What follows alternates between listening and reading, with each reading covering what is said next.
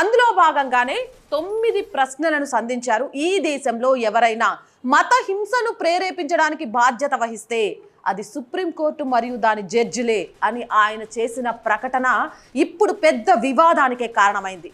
ఇక ప్రతిపక్షాలు ఆయనను తీవ్రంగా విమర్శించాయి. అయితే సుప్రసిద్ధ శాస్త్రవేత్త, రచయిత మరియు వక్త ఆనంద్ రంగరాథన్ ఒక వీడియో ప్రకటన విడుదల చేశారు. దుబేకు పూర్తిగా మద్దతిస్తున్నారు. అనర్గళంగా ఇంగ్లీష్లో సుప్రీంకోర్టుకి 9 పవర్ఫుల్ ప్రశ్నలను సంధించారు రంగనాథన్. ఈ ప్రశ్నలు చాలా ముఖ్యం, అందరికీ స్పష్టంగా అర్థమయ్యేలా ఇప్పుడు హిందీలో, ఇంగ్లీష్లో కూడా దీన్ని అనువదించి చాలా మంది సోషల్ మీడియా వేదికగా దీన్ని సర్క్యులేట్ చేస్తున్నారు. ఆనంద్ రంగనాథన్ అడిగిన 9 ప్రశ్నలతో పాటు మీకేదైనా సరే సుప్రీంకోర్టులకు సంబంధించి ప్రశ్నలుంటే ఖచ్చితంగా కామెంట్ సెక్షన్లో అడగండి. మనకు కల్పించిన హక్కు ప్రకారం ధిక్కరించడం తప్పు, కానీ మనకున్న సందేహాలను ప్రశ్నించడం తప్పు కాదు.